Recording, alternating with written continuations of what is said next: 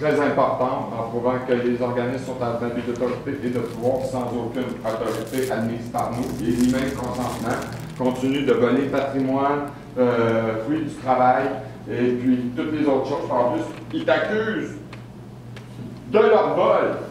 Ils te chargent pour garder le produit de leur vol. Voyons voir, à un moment donné, il y a des limites à tout.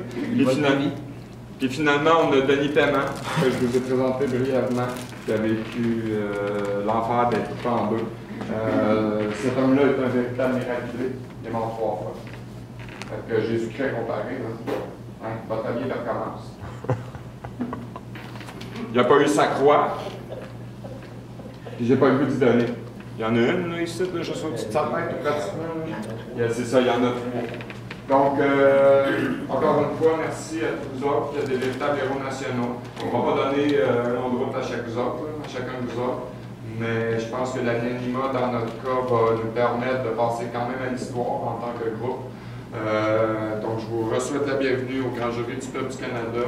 Je l'ai dit hier, je le répète aujourd'hui, le moment est historique. On va peut-être corriger la situation pour 25 000 ans qui font de nation ici aujourd'hui. C'est ça qui est mon souhait tout profond. Est-ce que tu as parlé de toi-même, tu as parlé de nous autres, mais toi-même? Toi, tu es qui? Non, moi, je parle pas de moi. Mais il ne faudrait pas la faire tendance que toi, Je vais rester ici. Ben, il y a 15 mois, j'en reste. Oui, ok.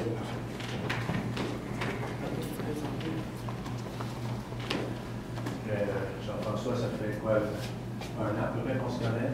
Un peu fort. C'est un an que je parlais avec Chantal hier, puis il m'impressionne. Il mène le tribunal de façon de maître, le même maître. Même si ces gens-là, ce ne sont pas des maîtres, il ne faut pas les appeler des maîtres, n'est-ce pas? Parce que ce ne sont pas des dompteurs d'animaux, n'est-ce pas? Donc, c'est un être fantastique qui tient la cause de Denis à bout de bras. Puis j'ai appris à le connaître, il m'apporte beaucoup ici. Donc, ça me fait plaisir d'être ici pour la cause, puis à Denis, puis celle de tout le monde. Madame Delacour, madame. Je vais inviter Madame Prince. Merci Paul Joël. Merci. Ça me touche beaucoup, mesdames et messieurs. Moi, je fais ça naturellement. Ça me coûte rien en réalité de faire ça de ma personne. Mettons que je suis né pour être une gangueule. C'est ça qui se passe. Donc, on n'est pas de cette planète-là, je pense. il y a une belle place. Un extraterrestre, on ne sait pas d'où il sort. Area 51. Là, les procureurs me demandent, puis je pense qu'on l'a vu hier, la journée s'était tirée. On n'empêchera pas les gens de certainement poser des questions. On va vous demander d'essayer de les conserver au minimum. Même nous, comme je vous l'ai dit, on a des grands gueules, on est capable de parler longtemps tout seul. Mais pour aujourd'hui, il faut procéder. On a du très lourd. Madame Prince doit terminer. Jean-François Dubois en a pour plusieurs heures. Quand je vais rentrer dans la cause de Denis Paiement, vous n'êtes pas sorti de l'auberge. On est dans une auberge, je vous rappelle. Les blagues un peu aussi, parce que c'est faut être sérieux un peu. Là, on en a fait des blagues, on a rigolé. Là, je vais vous demander, c'est ça, effectivement. Merci de la proposition. Évidemment, c'est les vrais volontaires. On vous mettra pas dans la fenêtre s'il se passe des choses. Bon, alors, bonjour, Jean-Louis. Est-ce que j'ai le micro? Ben, ça fonctionnait très mal. Je peux vous le donner. Non, je suis correct. Donc, je vais mettre Oui, mais ça serait intéressant.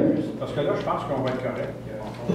Il est quand même ajusté pour être capable de fonctionner. Ouais, mais c'est mon micro qui captait très mal. Ça s'améliore pas. On a des trucs techniques. Fait que je vous le donne. Ça donne ce que ça fait. Bon, alors, hier, on a vu que. Juste approcher un petit peu. Hier, on a vu qu'on avait. On est allé en cours plusieurs fois pour défendre nos droits. Et puis défendre aussi le fait qu'on les avait empêchés d'entrer chez nous et tout ça. Alors là, on était rendu au débat. Parce qu'on a toujours perdu par débat avec les débats. Les cours nous ont toujours condamnés. Alors là, au mois de juin 2011, le huissier vient porter ça chez nous, à la Guatemala, plutôt. Alors, il y a des débats à payer, des frais judiciaires, tout ça. Ça totalise 3 550 $. Okay. Alors là, tout de suite, on s'en va à la Banque nationale, parce que la Banque nationale gèle notre compte pour payer les dépens. Alors, une banque, c'est de l'action, vous n'avez pas. Alors, on s'en va à la Banque nationale, et puis là, la directrice de la banque nous dit « Vous avez reçu les visites hier? C'est sûr, on l'a pas vu ici, mais c'est pas de recevoir ici, hein, c'est pas. Alors, ça a fini par dire qu'on respecte la loi, nous. La Banque nationale respecte la loi parce qu'ils ont eu le mandat de geler notre compte pour payer les dépenses. Là, un peu plus que je l'ai tapé dans le mur avec sa table.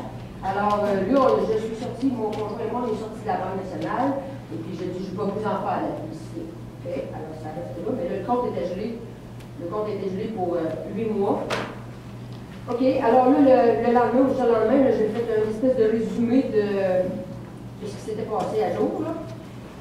Alors, ici, il y a 6 numéros de dossiers, dont deux dossiers de la Cour d'appel. Il y a 6 jugements au supérieur, 2 de la Cour d'appel, qui déclarent, avec les numéros de compte et tout ça, en juillet 2009, septembre 2009, juillet 2010, septembre 2010, novembre 2010, janvier 2011.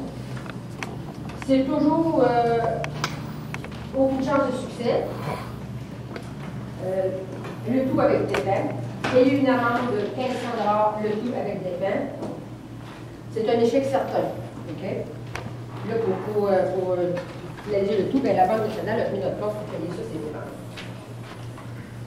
Là, encore une fois, on avait présenté ça, là, une nouvelle mise en demeure ici pour se présenter le 10 janvier 2011 à la Cour d'appel à Montréal, parce qu'on a contesté ça. Alors, nous, on n'ira pas. Ça va être M. Doyon qui va y aller, mais c'est toujours perdu avec des faits pareils. Ici, on a le jugement de l'honorable Kirkland Casgrain. C'était suite à la demande de jugement déclaratoire qui dit, parce qu'ils ont comme fait dire oui à mon conjoint. La Cour a dit que l'appel n'a aucune chance raisonnable de succès, parce qu'on avait contesté ça, nous autres. Là. Mais M. Trottier n'est pas avocat et on peut encore croire qu'il n'avait pas compris qu'il n'avait d'autre choix que de se conformer à la décision de la Régie. Alors, rejette l'action du demandeur avec des peines contre le demandeur. Je déplace à part les dépenses. Cour d'appel au mois de janvier, avec les 3 juges, les 3 ceux qui sont entre les honnêtes et les honoraires. Jacques Chamberlain, Yves-Marie Morissette et Nicolas Casirer, le jugement de la Cour d'appel. C'est rejette l'appel avec des peines. Rejette la demande de déclarer l'appel abusif et de condamner l'appel à des dommages sans frais. Bon, donc ça peut rejeter. Là, le 31 mai 2011, là, on a dit, ben là, il faut faire de quoi avec ça, là, parce que là, ça ne marche pas. Donc, on a dit, on va aller voir Marc Bellemare, le ministre de la Justice, lui. On a demandé, lui. Alors, on est allé voir Marc Bellemare. C'est moi qui avais pris le rendez-vous, comme ça, il ne me connaissait pas. Parce qu'on était toujours avec M. Doyon. Alors, on est rentré dans son bureau au bout d'une demi-heure qu'on attendait dans la salle. Alors, on demande à M. Bellemare, moi je dis, je ne sais pas trop comment commencer, on est des producteurs de sirop d'érable, puis on est poursuivi par la Fédération. Alors là, je lui remets mon résumé, il regarde toutes les pages, puis il me dit, je ne suis pas votre homme. Alors moi, je lui dis, la loi des syndicats professionnels, vous ne connaissez pas ça? Non. L'article 6 de la loi des syndicats professionnels, vous ne connaissez pas ça? Non. La Charte des droits et des libertés, vous ne connaissez pas ça? Non. Ministre de la Justice, vous étiez là. Ce sont vos jugements qui sont écrits là? Oui, mais on n'a pas eu de procès équitable selon l'article 23 de la Charte. Bien, il dit, la Cour d'appel a rendu son jugement, vous êtes condamné. Vous auriez dû venir me voir avant, j'aurais pu plaider. Alors on dit, plaider quoi? Vous êtes condamné, je ne peux pas rien faire pour vous. Pourtant, on a déjà vu des prisonniers sortir de prison parce qu'ils n'avaient pas eu de procès équitable. Il dit, je ne peux pas rien faire pour vous, tous les jugements vous condamnent, il n'y a rien à faire avec ça. Mais personne ne veut me répondre sur les témoignages de l'article 6. Les tribunaux vous ont condamné, je ne suis pas votre homme. Vous savez que Marc Bellemare, durant la commission Bastarache, a communiqué avec moi 2 fois, à 2 reprises, et pour discuter, parce que justement, dans le dossier justement de la famille Dubois, de Jean-François et Régent, ce qui a mené quand même à mon emprisonnement, mais éventuellement qui leur a fait perdre tous leurs biens, il a reçu tous les documents. Il ne s'en est pas mêlé, mais il recevait tous les documents. Et quand il y a eu la fameuse commission Bastarache sur la question de la nomination des juges et tout ça, il a communiqué avec moi à 2 reprises. Pourtant, il n'avait pas affaire à communiquer avec moi. Il était au courant de tout ce qui se passait.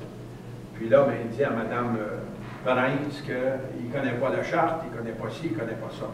Et vous savez que son épouse, Mme Lynn Cha-Kwang, qui est bâtonnière actuellement, mais qui a dû se retirer, c'est son épouse. Et elle m'a référé à un comité dernièrement pour mes dossiers. Et là, ben, elle a été obligée de se retirer quand même du barreau, de renoncer à son poste de bâtonnière. Donc, oui, continuez. Je vais juste intervenir à mon tour là, pour la preuve précédente. On va déposer ça au dossier. Je vais vous signaler que sur un avis, un bref de saisie, arrêt après jugement, là, je vais vous le montrer, c'est écrit au nom du souverain. Quel souverain? Celui-là? Ou le souverain de la fédération, machin chose, là, qui crosse tout le monde?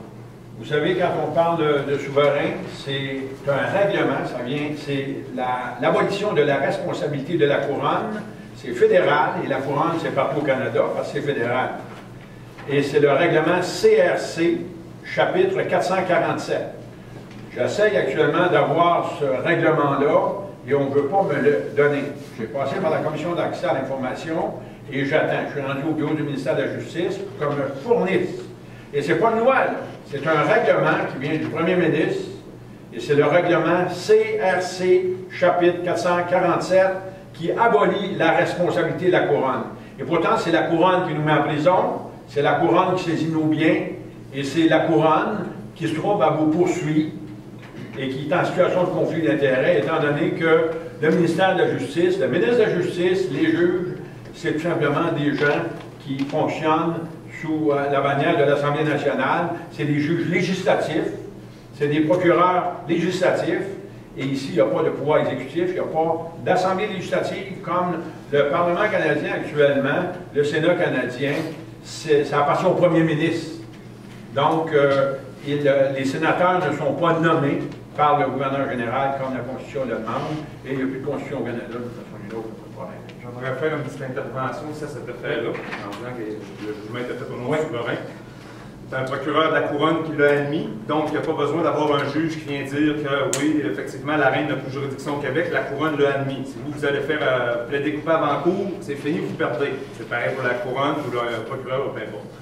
Dans ce dossier-là, c'était Danny Galarneau qui procurait pour Revenu Québec contre nous, le 16 janvier 2012. J'ai la note, c'était la transcription sténographique ici. Je vais vous lire un petit paragraphe très court. Donc, à la lumière de la procédure introductive d'instance, M. Normandin est directement visé comme partie à la procédure et encore une fois entame des procédures contre une multitude de gens de près, de loin, impliqués dans un dossier qui ne les concerne pas. Qu'on va même à demander à ce qu'une signification par haut-commissaire se fasse à Sa Majesté la Reine, qui n'a plus juridiction ici au Québec. Et nous poursuivons au nom de la Reine cette journée-là. C'est un fou, puis c'est de la sédition, puis il a usurpé l'identité de Sa Majesté pour pouvoir nous poursuivre. C'est pareil pour Madame qui a été poursuivie au nom de la Reine. C'est une fausse souveraine, une fausse reine. Danny Galarneau, il s'est mis une couronne sur la tête cette journée-là. Merci. Donc, quand on représente, quand on dit Sa Majesté, c'est comme je vous dis, c'est les nombreuses majestés, sans famille royale, c'est eux autres qui vous volent carrément. C'est pas la reine d'Angleterre, c'est pas le Royaume-Uni, c'est pas le gouvernement britannique, c'est tous les avocats et juges du barreau du Québec qui sont contre la reine. Il y en a qui sont pour la reine, mais écoutez, eux autres n'ont pas le droit de se prononcer, ils vont faire leur profession. Donc, c'est ces traites-là qui travaillent contre vous aujourd'hui. Mais le grand jury, il vous appartient, c'est vous qui êtes boss aujourd'hui. Et c'est vous qui allez prendre les décisions. Continuez. Bon. Alors, c'est toujours la même chose. Nous, on essaie à un moment donné, avec nos droits autochtones, il faut aller choisir une date pour continuer à contester le fait qu'on les a empêchés d'entrer chez nous, puis qu'on nous dise qu'on ne s'est pas présenté à la régie. Là. Alors, on demande d'avoir un procès autochtone. Alors là, c'est au mois de novembre, ça, il y a le juge dit, bon, attendez, je prévois de juger un jugement autochtone, alors je vais aller voir si je peux trouver, je vais faire des appels pour trouver, voir si c'est quelqu'un qui peut entendre votre cause autochtone. Alors, il était parti au moins 20 minutes, certaines, une demi-heure. Là, les autres avocats qui étaient dans la salle, sur la maison, il est où le juge? Il est allé faire le téléphone rouge, là, pour savoir qu'est-ce que je fais avec elle. Là, ça a été reporté au mois de janvier 2011. Ça a été reporté au mois de janvier 2012. Ça va continuer jusqu'en 2014. Bon, là, on est en 2011. En 2011, là, il y a eu le gel de la banque pour les dépens. Là, je vous ai dit hier qu'on avait bloqué le chemin qui mène à notre cabane à sucre. Ce chemin-là, c'est notre chemin principal pour aller à notre résidence. Et puis ce chemin-là, il a été fait en 1961 par le père de mon conjoint, qui a des droits de servitude qui sont attachés aux érablières. Alors, le chemin, il était fait pour aller à cabane à sucre. Okay? Mais là, le voisin, celui qui est propriétaire du terrain, le fonds servant, autrement dit, là, lui, il arrive dans le décor, puis là, tout d'un coup, là, il nous fait des menaces. On est en litige avec lui parce qu'il veut nous empêcher de passer dans le chemin de servitude, le chemin de cabane, qu'on appelle, pour aller à la cabane. Et puis, à un moment donné, il vient me rejoindre pas loin de chez nous, puis il me crie « Tu veux pas arrêter de la fédération? Tu me donnes pour 20 ans! » Alors, je me dis « C'est pas si mal, lui, là. Le dossier de la servitude, ça n'a aucun rapport avec le dossier de la fédération. Ça reste louche. Je comprends pas, mais je trouve qu'il s'est menacé un peu parce qu'on a déjà beaucoup de problèmes avec la fédération. Il vient nous dire ça. Alors que monsieur veut régler la fédération, c'est elle qui veut pas, tu n'as pour 20 ans. La raison, je ne sais pas encore, le rapport non plus, mais on a déjà un litige au civil avec le voisin.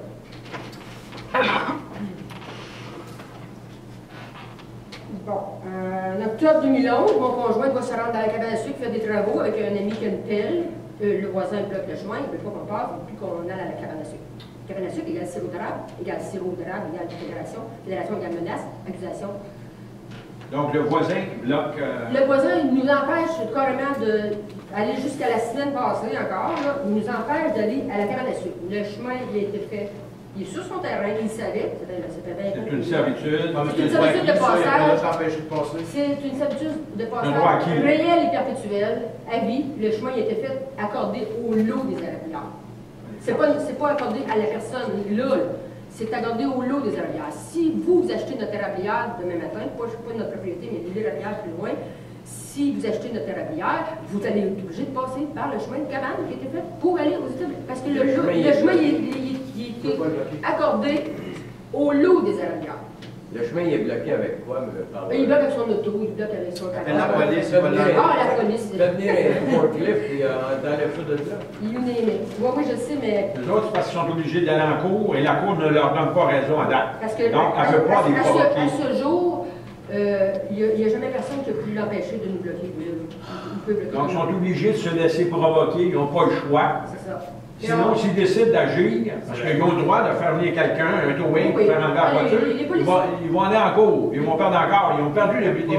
Les polices sont Une boîte de braquettes à terre, l'idée qui peut sortir son char. Moi, ma maison, chez nous, c'est un droit acquis. Il y avait une barrière en bas, puis il l'a enlevé, le policier, la barrière.